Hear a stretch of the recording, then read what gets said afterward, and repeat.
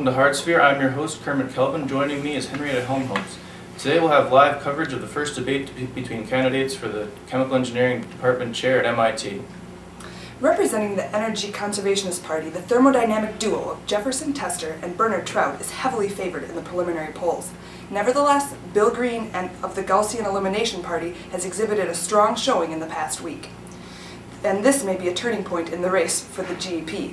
This promises to be a very exciting debate, and I'm very interested to see if Tester and Trout will discuss more. I'm sure it's very interesting, but I've just received word that the debate is starting. Now we take you live to the Gilliland Memorial Auditorium in Building 66.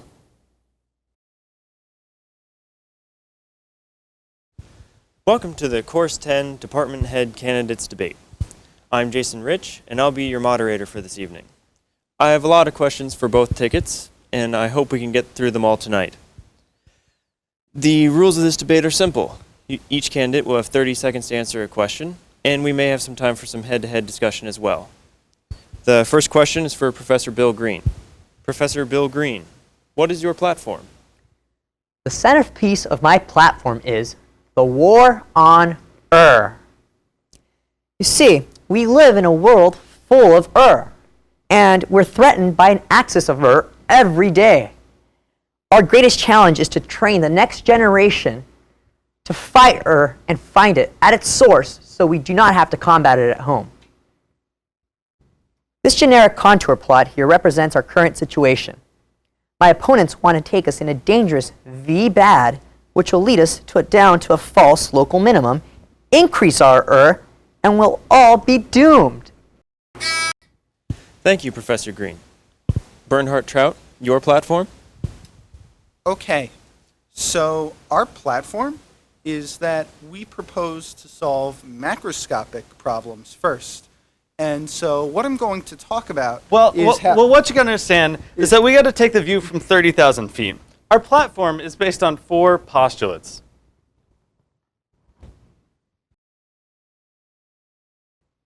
You guys can't see this very clearly. Hold on, let me get this.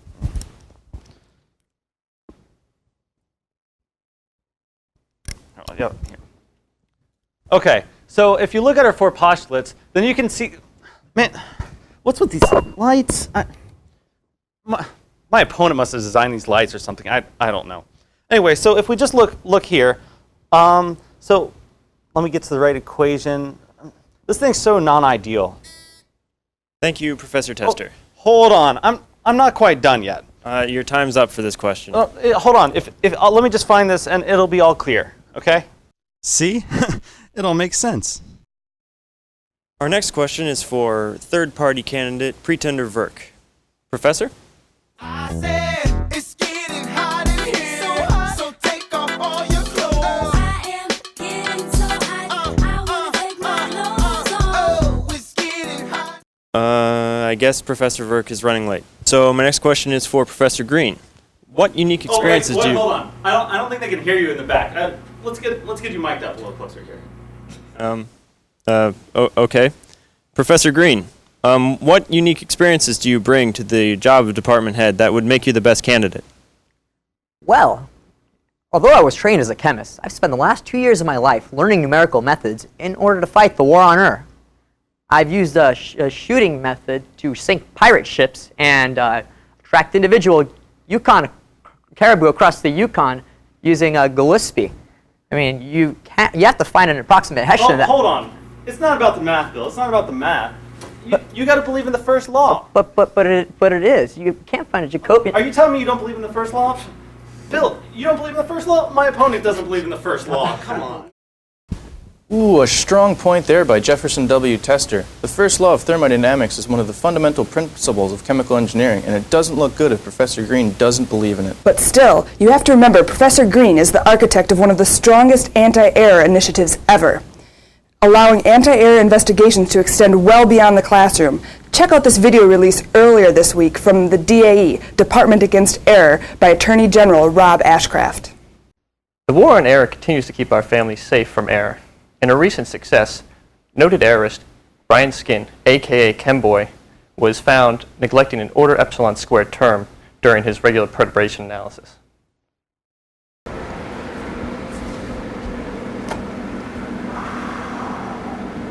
Is Brian Skin your real name?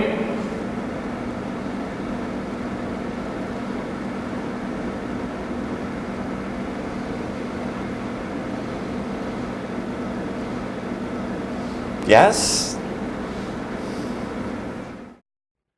Suspected errorist Kurt Fisher was detained after failing to state his assumptions during an approximation of a non-ideal blowdown.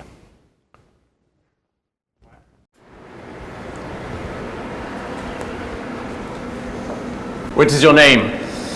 Well, what do you think? It depends on your system. What is your name? What assumptions are you making? Is your name Kurt Fisher? Sure, that sounds good. Were you aware of the error you caused by neglecting the phase change in the non-ideal blowdown? This harsh light is messing with my circadian rhythm.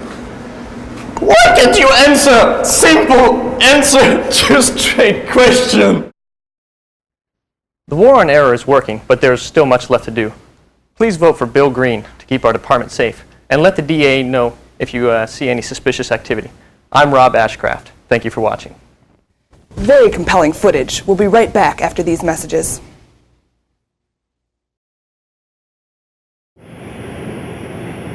It's a fact of life that as men get older, some things don't come as easily as they used to.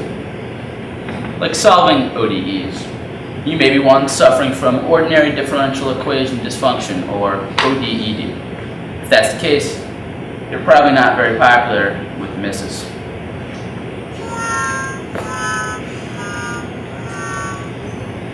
This is you. Ask your professor about ODE 45, the little function that can.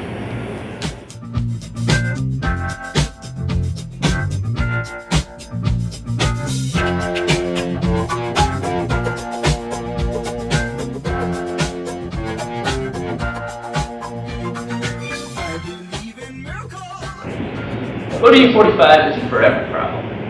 If you've got a single mass matrix, or if you have really tight error tolerances, it might not be for you.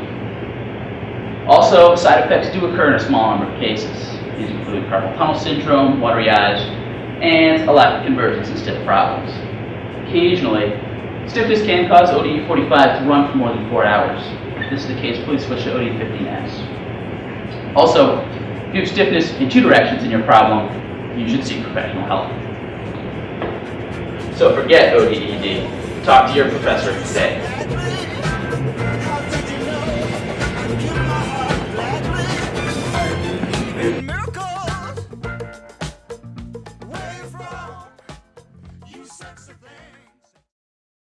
Discover the amazing teaching secrets of America's finest chemical engineering school in Ralph Landau's Mastery of Instructing, Volume 2.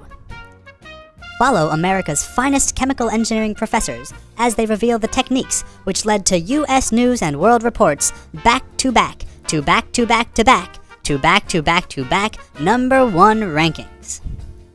You will see the art of laser pointer stabilization as performed by Jefferson Wolfgang Tester himself. Witness Professor Bill Green's amazing gesticulations and revolutionary power stance. These award-winning tips will make a valuable addition to any chemical engineer's reference library. You'll even learn how to dress for success from Bernhard Trout. Colleagues and pupils will be amazed by the rapid improvement in your instructing skills. This instructional video is endorsed by the legendary Diamond Bill Dean and makes a great gift for any budding assistant professor. Supplies are limited, so order yours today. Call 1-800-CHE-KOCH. Supplies are limited, so order yours today. Call 1-800-CHE-KOCH.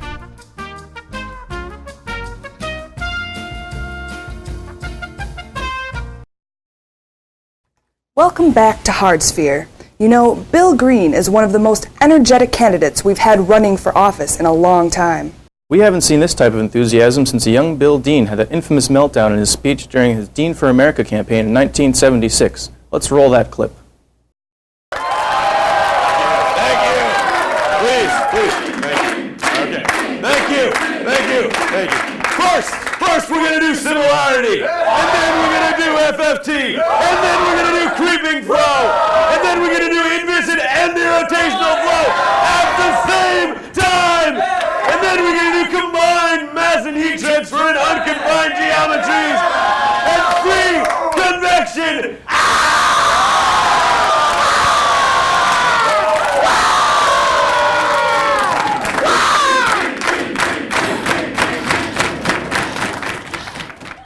The fallout from the Dean's scream was so politically damaging that Dean never recovered. He lost that 76 election and has been calm and collected ever since. You know, it's a shame Dean is not running this year. In this political climate, we could really use his voice of reason and clear explanations. Okay, now back to the debate in progress. And if we spall and burn our way through the rock, we can get to the geothermal fluid.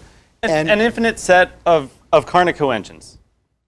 Right, to avoid all second law losses and to get clean energy and to get clean energy for the whole campus. Clean, renewable, geothermal energy. Geothermal? Geoschmermal. What, availability, Bill? Do you not believe in availability? Exergy? Do you not believe in the second law? Exergy? Bernhardt, you're out of your element. Do you not believe in the second law, Bill? You don't care about clean energy. You just care about lining the pockets of MIDI industries. Rocky Jones will be so rich when this deal goes through, he'll have his own portrait hanging in the lobby of 66. You leave Rocky Jones out of this. I've known Rocky for years, and he's always been a dog of integrity. And MIDI Industries has always supported this department. But seriously, Carnot engines? They're not real. They're like fugacity. You leave G.N. Lewis out of this. Do you believe in gravity? Do you believe in gravity, Bill?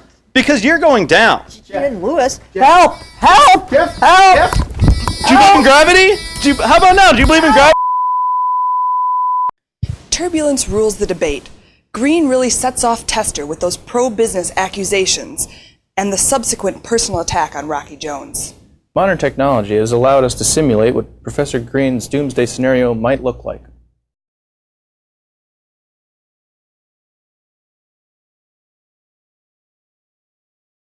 Horrifying. We're going to take a break here at Hardsphere. We'll be back right after these messages. J. Willard Gibbs was the greatest man to ever walk the face of the earth. I'm Jefferson W. Tester, and I approve this message.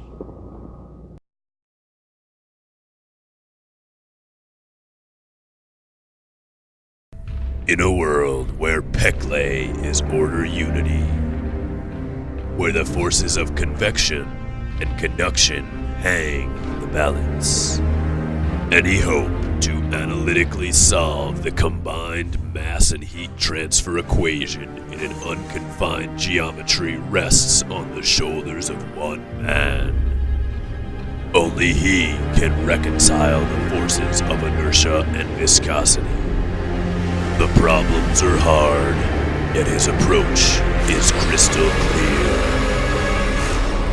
He is Diamond Bill Dean. On December 19th, audiences across America will witness the evaluation of a Nusselt number unlike any they've ever seen before.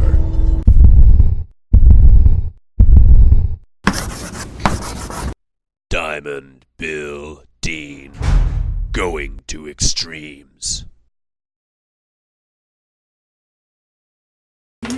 Every year, 60 MIT first years suffer from a lack of vital necessities, like hole punchers. You see, the delicate components in these devices fall victim to things like rust and entheres.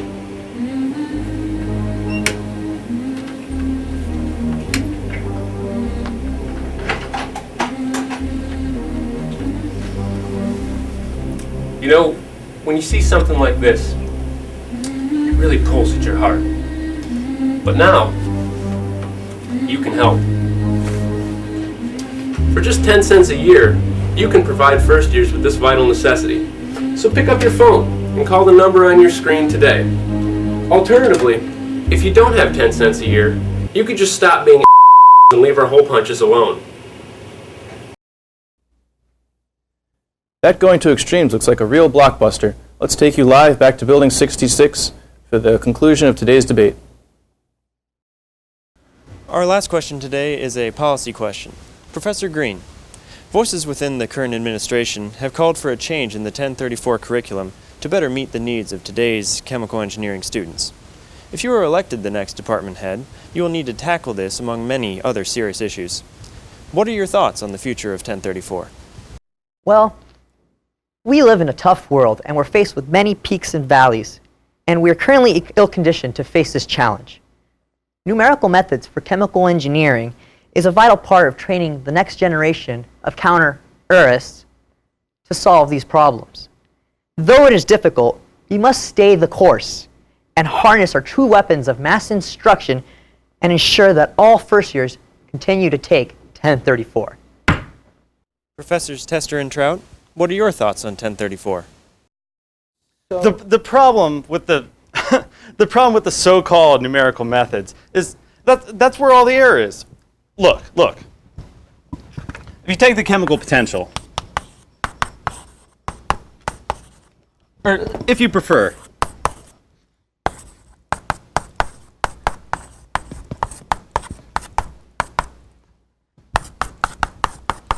and then you can get the fugacity equation.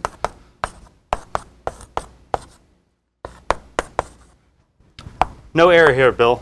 No error here. That concludes the debate here in Gilliland Memorial Auditorium in Building 66. Thank you to all the candidates. This debate was brought to you by the David H. Koch School for Public Speech. Well, I guess that wraps up the debate for this evening. Please remember to vote next Tuesday and join us Tuesday evening for live election results coverage.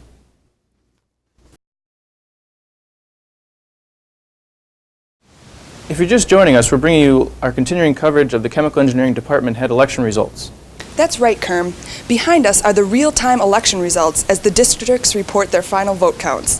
The districts favoring green are shown in red, and those favoring the Tester-Trout ticket are shown in green. Looking at the graphic, it seems like most of the districts are nearing the end of reporting. Wait a second. This one district here hardly has any report at all. I wonder what could be holding up the ballot counting. 56. 57.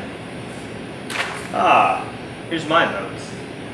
I voted for the Reynolds number.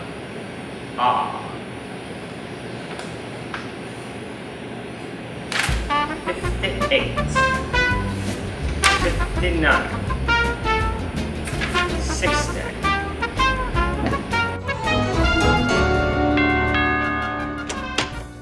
What do you want? Listen now, Professor Dean. You're a businessman, I'm a businessman, and I've got a proposal that I guarantee you can't refuse. See, I wrote this transport textbook, and I was hoping you could loan me $7 billion to publish it. How about I loan you $5? It's at the bottom of this jar of barbed wire and salt. Ow! Ow! Why do you keep these things together?